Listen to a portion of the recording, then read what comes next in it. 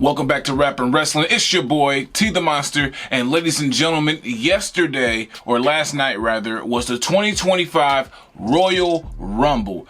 There were for sure some surprises that happened last night, and we're going to get into them. We're going to talk about everything that happened and all that in between. So, let's start with the Women's Rumble. So, of course, the Women's Rumble, it was actually, it was pretty good. It was nice seeing the women get in there and mix it up and seeing that, who was able to be the Iron Man and things like that. There were also a couple of returns and things like that that happened. Of course, we did already know that Charlotte was going to return, but we also had the return of Alexa Bliss yesterday as well, along with the debut of Jordynne Grace. Now, some of the rumors, of course, was saying that Jordynne Grace wasn't even going to be there. I guess she was going to attend her mom's, I forget whatever year, but her birthday or something like that, so she was only going to be in town for the birthday. But obviously, she was there for more than that, and we saw her in the Royal Rumble, which was great for her to see, or great for us to see as fans. And of course, it's going to be nice just to kind of see what WWE cooks up for her when it comes to feuds and things like that, especially going toward WrestleMania, seeing that as of now, technically, WrestleMania season really just kicked off with the Rumble and shit. So it'll be interesting to see what they do with Jordynne Grace and who they're going to have her, who they're going to have her feud against going into Mania. So like I said, we had Jordynne Grace return yesterday. Alexa Bliss, of course, there had Charlotte return as well. Trish Stratus was also in the Rumble. And then one thing I just want to talk about real quick is the use of number 30 by putting Nikki Bella into that position. So my thing is this. Nothing against Nikki Bella as a character and as a person. My thing is she going to be on the roster full time?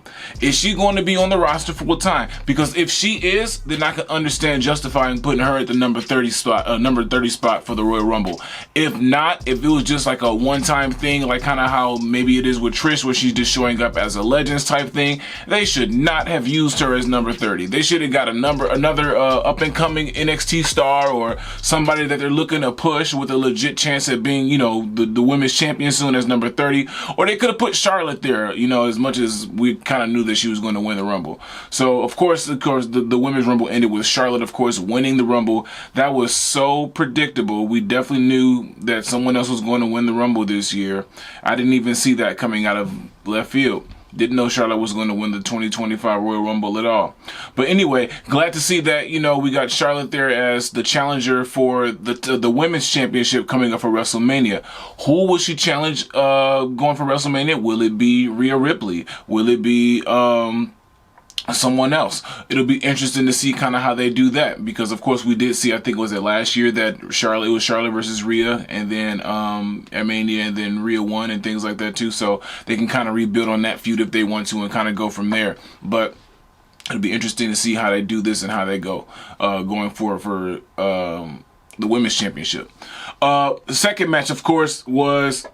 Oh, before I move on into the second match, did y'all see when Charlotte pointed at the sign and shit, and it didn't go off at all? She initially pointed off into the ring, and then the pyro, when she pointed at the WrestleMania sign, didn't go off. Then she got on the top of the turnbuckle and pointed again, and it didn't go off immediately. What the fuck's going on, WWE? Fire pyro. No pun intended. And then she finally pointed again and got the shot. Now, I don't know if that was a mishap, but for me as a fan looking into that shit, I'm like, somebody definitely fucked up.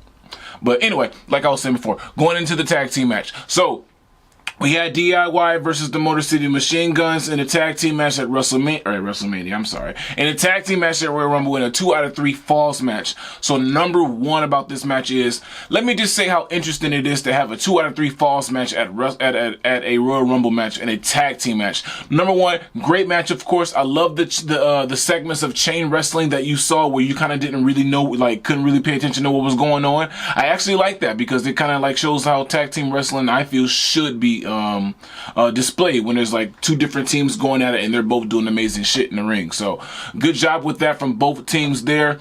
One thing I want to talk about in that match is I feel it was kind of out of left field to have the Street Profits come and interfere with the crutch and have them win. My thing on that is, I think on a previous episode, of course, they did get injured from them. Of course, Dawkins, he got injured, and I guess is this they're returning them paying this back to them or whatever. I honestly don't know this part of the storyline, only because I didn't see this particular episode of SmackDown. But for me as a fan, it looks kind of out of place to have them kind of interfere. If it's to kind of interject and put them into that tag team formula and get them into the tag team contention, then I understand it. It's of course, helping them, become, build and be a better tag team. I get it, but it did seem kind of out of left field, and I was kind of shocked. Third regular match at the Royal Rumble. I'm sorry, regular match. Third match at the Royal Rumble and second regular match at the Royal Rumble is, of course, how can we forget the Kevin Owens versus Cody Rhodes ladder match? And by a regular match, I mean like not a Royal Rumble. But of course, Kevin Owens and Cody Rhodes had a crazy ass match. Of course, all kinds of all kinds of amazing and brutal spots in the match. Of course, did you see the Fisherman Buster from the fucking top rope onto the ladder? And Cody bounced off of that shit and immediately fell.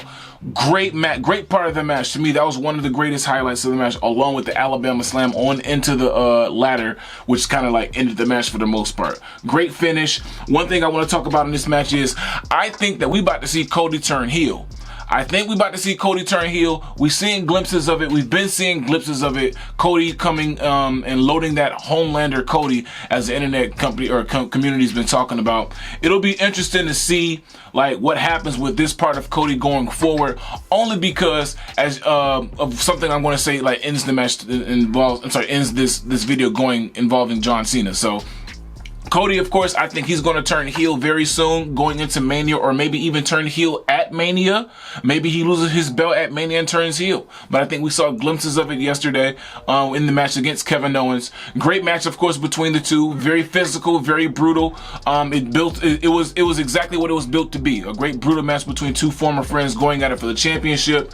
I'm wondering if they're going to create a new Winged Eagle belt, kind of combining the two, or is Cody going to walk around with both belts on his shoulder? We'll see what they do. We've seen what they've done in the past. And lastly, what I want to get into is the Men's Rumble, the Men's Royal Rumble. The Men's Royal Rumble was a great display of kind of like what to kind of expect going into 2025. It started off with the first two entrants, of course, being, I think, the greatest luchadors that are currently in the company. Of course, the legend Rey Mysterio, and then the new signee Penta. It was great to see those two go at it, and it'll be great to see what they have for them planned going forward into 2025. I think that those two need a great match, a great feud going into maybe even to WrestleMania or after. It'll be great to kind of see that, and maybe that kind of like sunsets Rey into his career, and like kind of passing the torch onto the new luchador. Like I said, Men's Royal Rumble, great way to start it off, and then the luchadors kind of started piling into the ring, and then LWO kind of got in. Not LWO, I'm sorry. Like the luchadors came into the ring, and some of the powerhouses got into the ring, and it was kind of like a team thing there going on. Another thing that happened over there at the Men's Royal Rumble is we saw some returns and we saw some surprises. Of course, we saw Joe Hendry, of course, in the Men's Royal Rumble, who actually made his debut from TNA, and that forbidden door got open a little bit. So we saw the TNA World Heavyweight Champion and Joe Hendry in the Men's Royal Rumble over in WWE. Crowd popped for him too, which was kind of like nice to see, because if he did decide to make that jump over to WWE, we know that there's going to be a want for him there and a demand for him there too, along with the all different types of feuds that you could put him in as well. So it was great to see Joe Hendry there. Joe Hendry in the WWE as a Rumble entrant as well. Again, WWE for the second year in a row opening that TNA door, bringing in, of course, Jordan Grace, as we talked about earlier, last year and this year, and then also bringing in Joe Hendry for this year also. We saw the return of AJ Styles, the phenomenal one. Not only did we see the return of AJ Styles, we saw the return of his original theme song as well, which is like, all right, bet. We got the original AJ Styles back. And he came in at just the right time with WrestleMania season loading up and all the different types of feuds that can be set up for him going into that match at WrestleMania that he could have. Different types of people he could face too. New people as well. Along with seeing AJ Styles return, what I think that could have been rebooked a little bit is booking Logan Paul at number 30 to enter the Rumble, I get it. He's a YouTube star. You want to book him to make him look good, of course, because he draws in eyes to the company.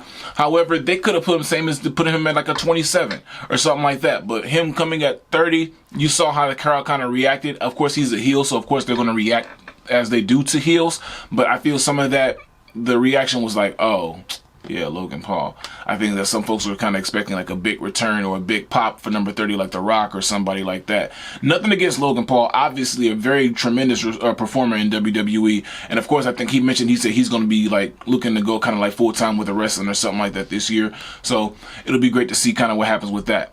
But of course, the winner of the men's 2025 Royal Rumble, of course, being Jey Uso.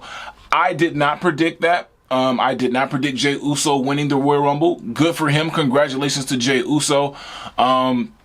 It'll be interesting to see who he faces. I believe he did say he was going to go for Gunther. So it'll be interesting to see kind of like, you know, that Jey Uso Gunther part 2 from Saturday night's main event, but at WrestleMania on a larger scale. They did put on a good match. I know what I've said before about Jey Uso. He did put on a good match recently with Gunther at Saturday night's main event. Can he do it again at WrestleMania?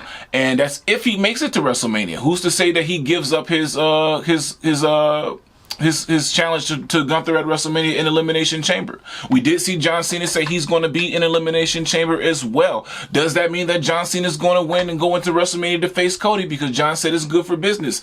I don't know. These are all questions that I have to answer and all questions that you have to answer. Let me know what you think down there in the comments below, and I will see you next week. And of course, if you haven't, be sure to like, comment, and subscribe, and I'll see y'all soon. Peace.